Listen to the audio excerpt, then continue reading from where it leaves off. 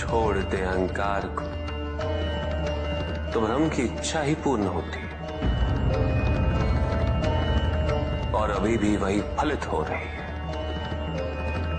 ऐसा नहीं है कि हम उससे भिन्न फलित करा लेंगे, लेकिन व्यक्ति भिन्न फलित कराने में लड़ेंगे, टूटेंगे, नष्ट हो। एक नदी में एक बार बाढ़ आ गई पुत्र। दो छोटे से तृण उसमें बह रहे थे और उसमें से एक नदी में तिरछा पड़ गया और वो बाढ़ को रोकने का प्रयास कर रहा था। वो अत्यंत ऊंचे स्वर में कह रहा था कि नदी को आगे नहीं बढ़ने देगा। यद्यपि नदी तो बस बढ़ती ही जा रही थी। वो फिर ऊंचे स्वर में यही कह रहा था कि मैं इसे अवश्य रोकूंगा, यद्यपि रोक नहीं पा रहा था।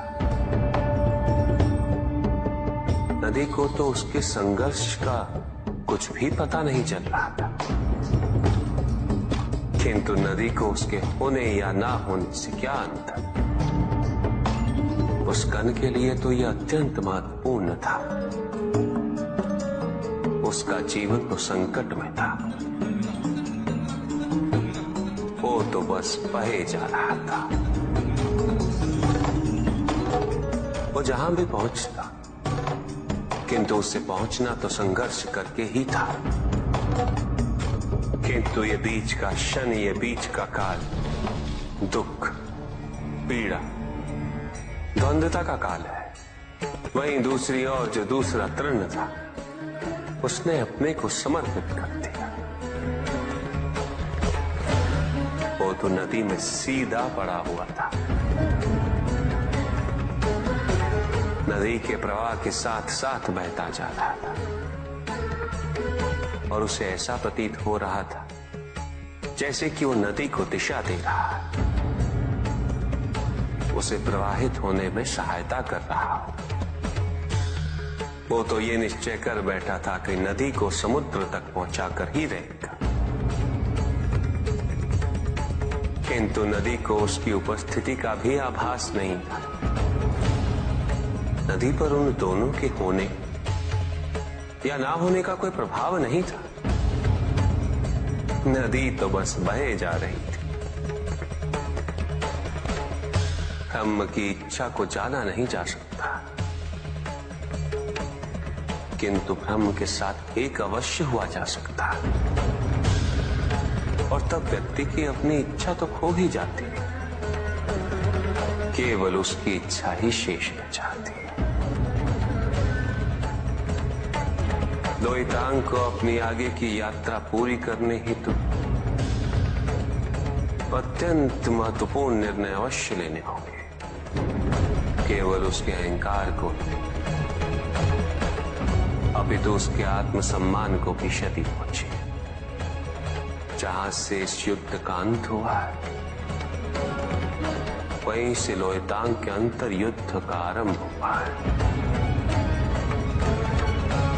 और जो भीतर पराजित होता है, उसे हर दिशा में केवल पराजय ही दिखती है।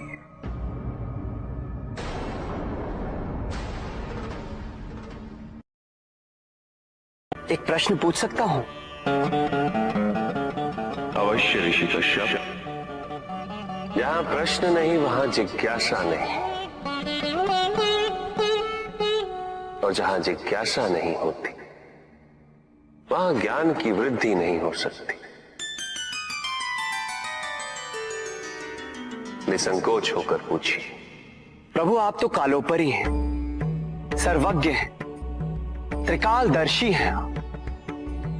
चारों ओर ये जो अज्ञान का अंधकार फैल रहा है, उसमें ज्ञान का मूल अर्थ कहीं ना कहीं खोता जा रहा।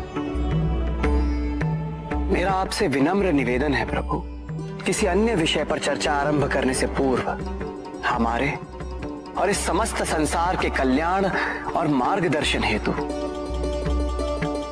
आप ज्ञान की मूल परिभाषा से एक बार हमें पुनः अवगत करवाएं।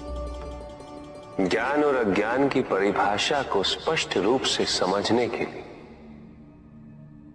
ज्ञान और अज्ञान की विशेषताओं का स्मरण करना आवश्यक है,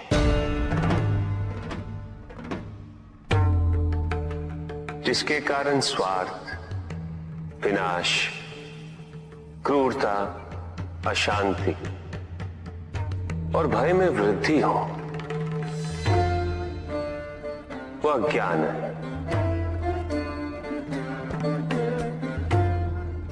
किंतु जो व्यक्ति को उदार, निर्भीक, सहनशील और विनम्र बनाए, वही ज्ञान है। अज्ञान की शक्तियां दुरुपयोग करने हेतु प्रेरित करती हैं, किंतु जो अपनी शक्तियों और अपने सामर्थ्य के प्रति अपने उत्तरदायित्व को समझाए, जो न केवल अपने अपितु अपने से पहले संसार के उद्धार हेतु प्रोत्साहित करे, वो ज्ञान है।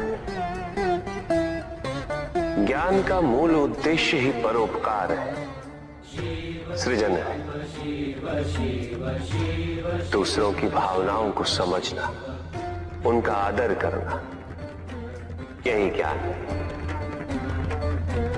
क्योंकि ज्ञान हमें न केवल अपने अपितु दूसरों के दुख और सुख के प्रति भी संवेदनशील बनाता है। किंतु जो दूसरों की भावनाओं का अनादर करे, उसे ज्ञान की श्रेणी में कैसे रखा जा सकता है? अज्ञान के कारण व्यक्ति सांसारिकता में बंधता जाता है, मोह माया में उलझता जाता है। अज्ञान परम सत्य से दूर ले जाने का माध्यम है, किंतु ज्ञान व्यक्ति को परम सत्य की ओर ले जाता है। ज्ञान मुक्तिदायक है, मोक्ष का मार्ग है, और इस मुक्तिदायक ज्ञान का सर्वोच्च रूप है आत्मज्ञान, और यही ज्ञान की पूर्णता भी है। सभी के उद्धार के लिए मैं आपसे निवेदन करता हूं, भक्ति का उचित मार्ग बताए हमें, ताकि मेरी भांति दूसरा कोई भूल ना करे। भक्ति मुक्ति का आधार है पुष्पधर, और मुक्ति तो केवल समर्पण से ही संभव होगी, और समर्पण के प्राय भक्ति कब मोह में परिवर्तित हो जाती है, और ऐसे में पथ भ्रमित होना अनिवार्य है।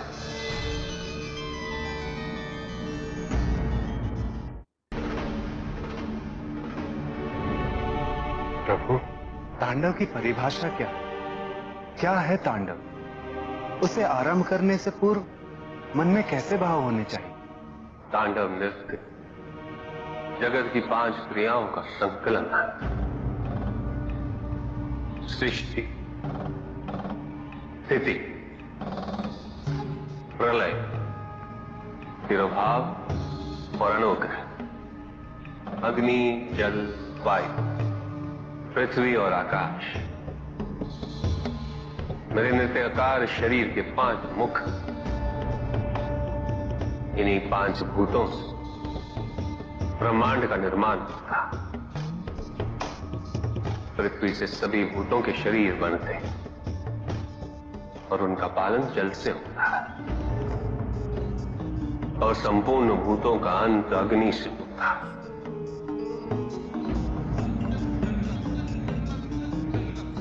वायु तथा आकाश में तिरोभाव और अनुग्रह की शक्ति। इस प्रकार मेरे ये 5 महाभूत मुख मेरे नृत्य की 5 महाक्रियाओं का प्रतीक है। धन आवश्यक है ऋषि अत्रि, क्योंकि धन मूल आवश्यकताओं को पूरा करने में सहायक होता है। किंतु जब कोई व्यक्ति इच्छाओं को आवश्यकता समझने लगे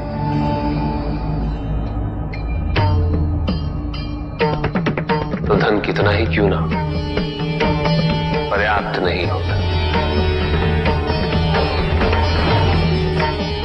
क्योंकि इच्छाएं अंतहीन है।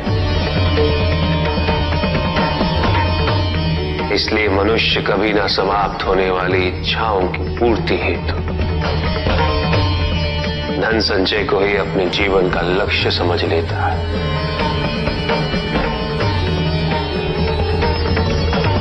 वो लोभी बन जाता है।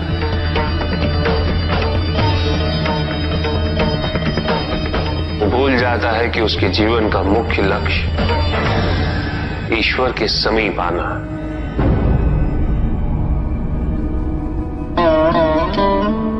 ऐसे लोभी व्यक्तियों को अपनी मृत्यु के समय भी यही दुख रहता है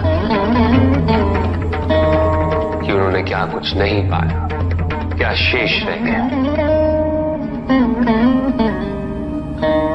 ऐसे समय में वो एक क्षण के लिए भी ईश्वर का स्मरण नहीं करते। अपने जीवन की निरर्थकता और व्यर्थता का बोध नहीं होता।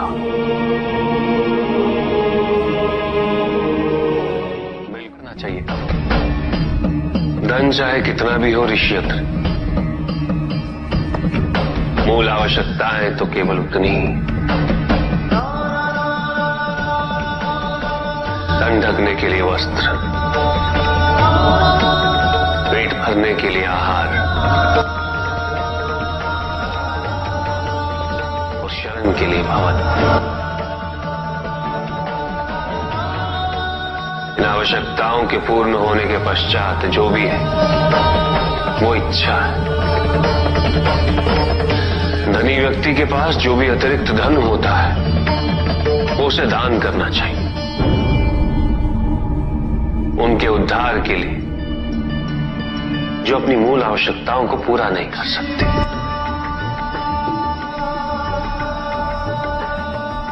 ऐसा करने से संसार में समानता होगी,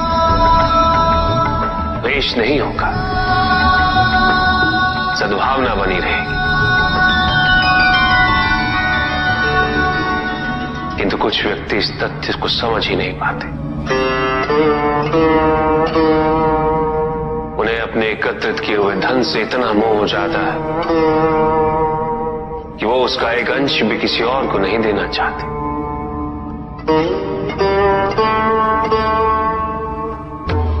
ऐसे व्यक्तियों की सूची में सर्वप्रथम स्थान कुबेर का है।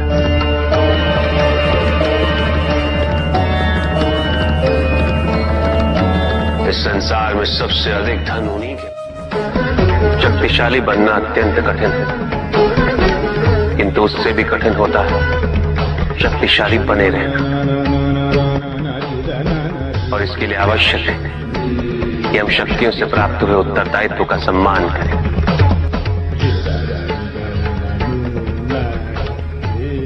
अन्यथा हम स्वयं पर निरंतर खो देते हैं और यह हमारे पतन का कारण बनता है। युद्ध में की गई भूल और उपलब्धियों से कुछ न कुछ सीखना आवश्यक है कार्तिक। बुराई और अच्छाई के मध्य ये युद्ध निरंतर चलता रहेगा। आज एक अध्याय समाप्त हुआ है, कल दूसरा अध्याय आरंभ होगा। जब तक इस समस्त संसार में बुराई है तो अच्छाई भी होगी, किंतु अच्छाई और बुराई के युद्ध में जीत सदैव अच्छाई की ही होगी। प्रभु, क्या संसार में केवल सुख का होना संभव नहीं है? प्रत्येक आत्मा का लक्ष्य केवल सुख की प्राप्ति ही तो है।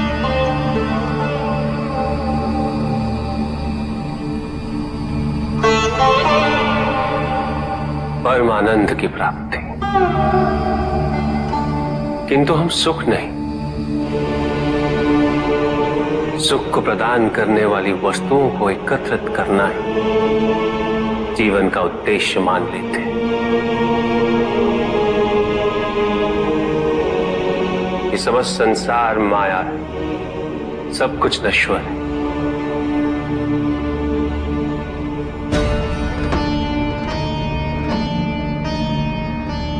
जिन वस्तुओं को हम सुख का स्रोत समझकर एकत्रित कर रहे हैं वो सदैव नहीं रहेंगे। जो व्यक्ति सत्य को जानते हुए भी लोभ का परित्याग नहीं करते वो सदैव इन्हें खोने के भय में जीते।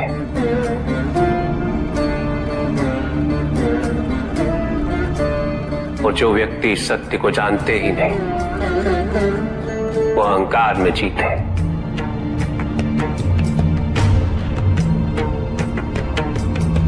और जहां अहंकार और भय उपस्थित हो वहां सुख कैसे रह सकता?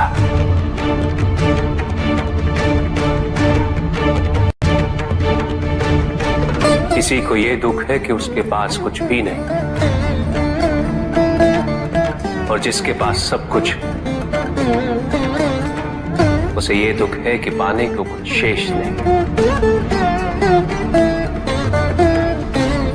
सुख को हम स्वयं अपने दृष्टिकोण से परिभाषित कर देते हैं जबकि वास्तविकता इससे भिन्न है।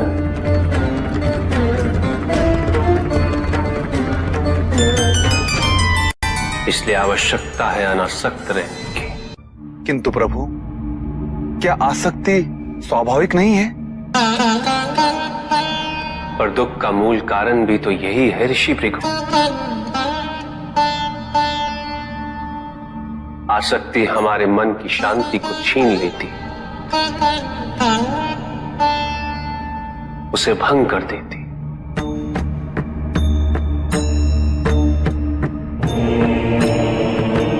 हमारी बुद्धि को स्थिर नहीं रहने देती,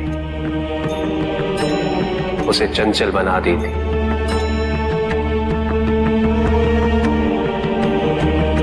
आसक्ति से प्रमाद की उत्पत्ति होती। प्रमाद मद होता है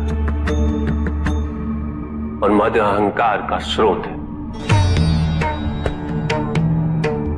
और अहंकार पूर्णतः शुभता में परिवर्तित हो जाता है। अर्थात आसक्ति अशुभता की जननी। इसलिए अनावश्यक है।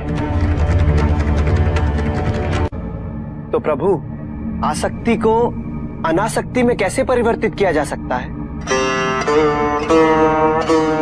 और हम आसक्ति से कैसे उबर सकते हैं प्रभु? आसक्ति से मुक्त होना ही अनासक्ति है। आसक्तिहीन होने के लिए अपने और पराये का भेद मिटाना अनिवार्य है।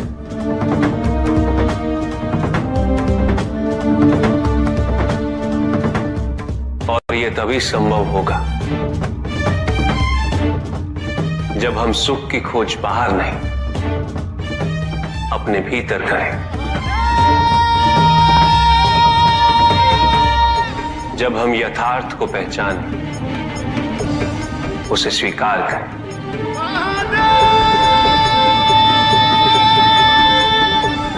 हम अपने सुख को सांसारिक तत्वों से परिभाषित नहीं करें। जब तक हम ऐसा करते रहेंगे हम बंधते जाएंगे। जब हम स्वयं अपने भीतर झांकना आरंभ करेंगे हमारी मुक्ति का मार्ग स्वतः प्रशस्त होता जाएगा। महादेव, आपने हमें दुख का कारण तो बता दिया। प्रभु, ये विवाह मुझे स्वीकार्य नहीं है प्रभु। मैं मेरे जीवन का प्रत्येक क्षण आपकी सेवा में समर्पित करना चाहता हूं। मैं नहीं चाहता हूं कि मेरा कोई भी संबंध मेरे भक्ति को विभाजित या बाधित करने का कारण बने। नंदी, विवाह तुम्हें मेरी भक्ति के लिए अयोग्य कैसे बना देगा? उसमें बाधा कैसे उत्पन्न कर देगा? माता, आपके और प्रभु के बीच में इतनी चुनौतीपूर्ण स्थितियां उत्पन्न हुई, फिर भी आप दोनों स्थिर रहे। किंतु मेरे लिए यह संभव नहीं है माता, क्योंकि मैं अपने दायित्व के मार्ग में कोई भी विकर्षण सहन ही नहीं कर सकता। नंदी, मेरे एक प्रश्न का उत्तर दोगे? पहले तो तुम केवल मेरे प्रति ही समर्पित थे, किंतु अब तुम मेरे साथ साथ पार्वती की भी आराधना करते हो।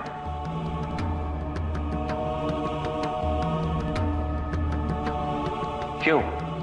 प्रभु, माता आपके अर्धांगिनी है, आपकी पूरक, जिस प्रकार आप उनके पूरक हैं। आप माता के कारण आनंदित रहते हैं, उनकी उपस्थिति आपको प्रसन्नता देती है। अन्यथा आपको इतना हर्षित उनसे पहले मैंने कभी नहीं देखा है। फिर कुमार कार्तिकेय का जन्म, अशोक सुंदरी का जन्म, और फिर हमारे गणेश का जन्म।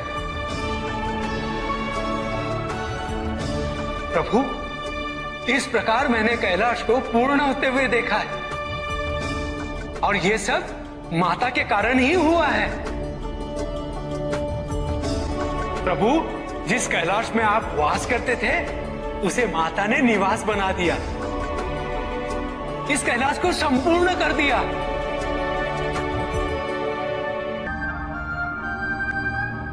अर्थात व्यक्ति की पूर्णता हेतु विवाह आवश्यक है नंदी। जैसे स्वामी और हम एक दूसरे के पूरक हैं, उसी प्रकार तुम्हारी अर्धांगिनी और तुम एक दूसरे के पूरक बनोगे।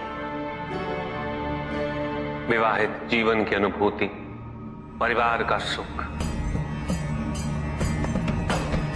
उसके सुख और उसकी सुरक्षा के लिए संघर्ष, ये सभी अनुभूतियां व्यक्ति के विकास के लिए अनिवार्य है नंदी। किंतु प्रभु, मेरी स्वतंत्रता। स्वतंत्र तो वो नहीं है नंदी जो विवाह के विचार से भयभीत होते हैं या संकोच करते हैं, क्योंकि स्वतंत्रता तो वो है जो किसी भी विचार से प्रभावित ना हो, किसी भी सुख, किसी भी दुख से प्रभावित ना हो। और जो व्यक्ति इतना तटस्थ हो, जागरूक हो, उसकी स्वतंत्रता को तो विवाह से भी प्रभावित नहीं होना चाहिए।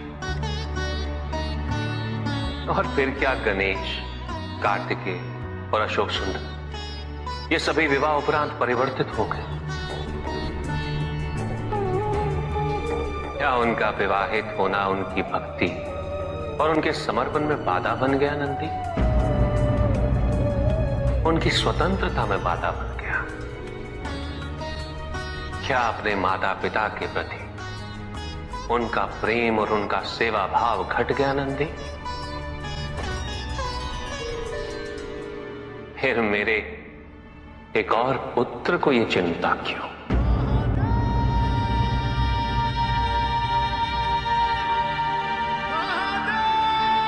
ये भय क्यों नंदी? अग्नि जलाती है, जल बुझाता है। दोनों के कार्य क्षेत्र पूर्व परिभाषित और भिन्न है। दोनों एक दूसरे को प्रतिस्थापित नहीं कर सकते। इसी प्रकार इस समस्त संसार में सभी की भूमिका पूर्व परिभाषित। संसार की यही विविधता इसकी विशेषता भी है।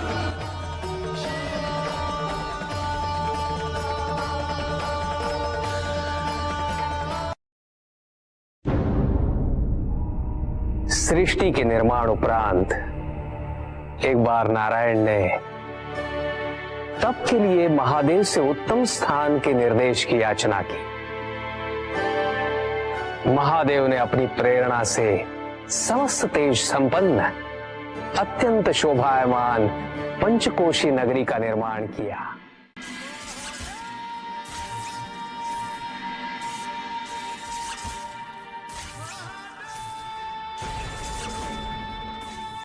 वहां उपस्थित होकर नारायण ने बहुत काल तक तपस्या की।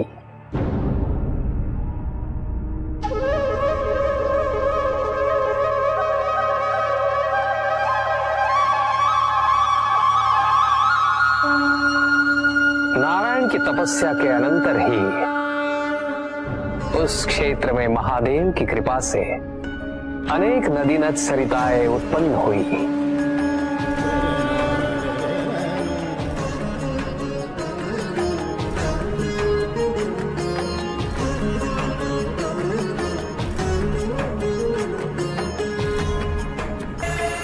इस सब को देखकर आनंदमयी हो उठे नारायण ने जैसे ही अपना शीश हिलाया, उनके कान की मणि गिर पड़ी।